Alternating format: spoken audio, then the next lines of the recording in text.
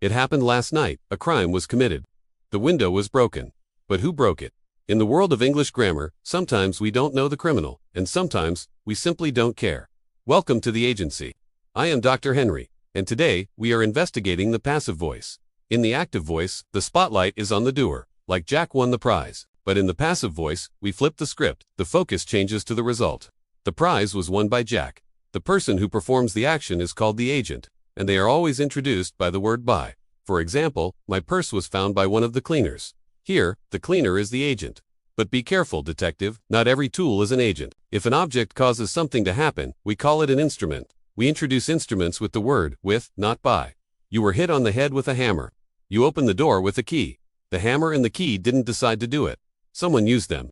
Remember, people are agents used with by. Objects are instruments used with. Now, let's look at verbs that have two targets, like give or send. These are tricky legends. They can be passive in two different ways.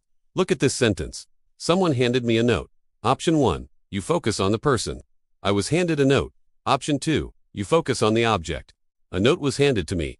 Both are correct. It just depends on what is more important to your story, the person receiving or the thing being given. Warning: not every verb can be a suspect.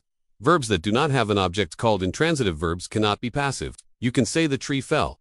You cannot say the tree was fallen. It is impossible. Also, state verbs like fit, have, lack, and resemble never go passive. You have a car, but a car is never had by you. It just doesn't sound right. So, why do we use this strange grammatical code? Why hide the agent? Reason 1. The unknown agent. My wallet has been taken. We don't say by somebody because we don't know who did it.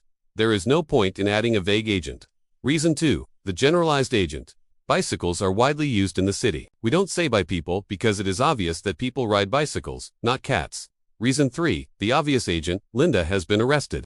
We don't need to say by the police. Who else arrests people? When the agent is obvious, we cut them out. Reason 4. The unimportant agent. In processes, we care about the action, not the worker. The packets are packed into boxes. It doesn't matter who packed them, only that they are packed. The passive voice allows you to change the emphasis of a sentence. It lets you control the story. Whether you are describing a crime scene, a scientific process, or just missing your wallet, you now have the tools to use it correctly. To keep your detective skills sharp and master the passive voice, make sure to like this video and share it with your fellow agents. Don't forget to subscribe and follow Concord Homework for more investigations. I'm Dr. Henry. Case closed.